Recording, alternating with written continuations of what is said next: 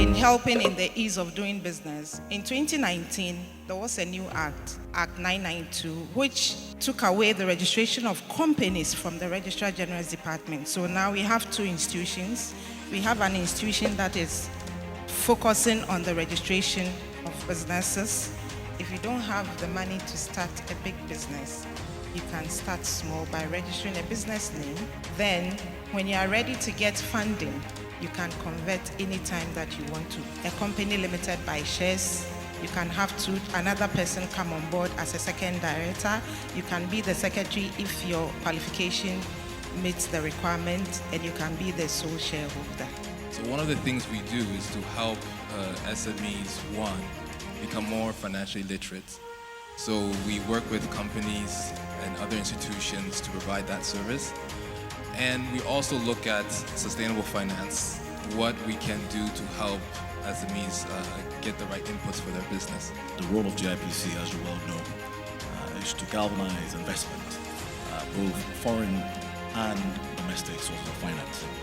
Now, for financing to bed down into an economy and to have the ripple effect, the multiplier effect, clearly financial literacy is a key component of that.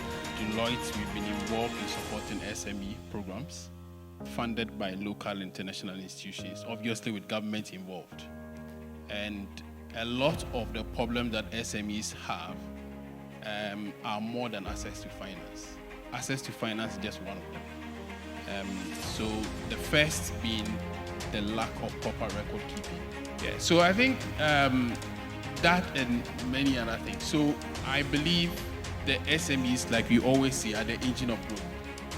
But we should give them the right environment to operate, expand the operations, and also work in an environment free of the challenges that we've had. Access finances is the crucial problem in any business. I mean, the day I meet somebody that says, "Oh, I got great access to finance," I'll show you somebody that's not telling the truth. Okay, and it's a problem everywhere in the world. I would say the real problem, though, is the access to the market. So if Yao can bring a 10,000 person TV factory or sawmill or rice plantation, there's going to be all sorts of SME linkages, opportunities, and new markets for these SMEs to access, which will make their business plans much more bankable, which will make the financing much more bankable. But we need these anchor tenants, okay? And I'm gonna put on my Vietnam hat and my Bangladesh hat, where I spent the last 11 years. They're out there pushing for FDI and large scale folks to come into the country, knowing their SMEs will benefit from the trickle down.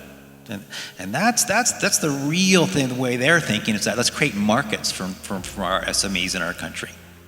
And then the money will come.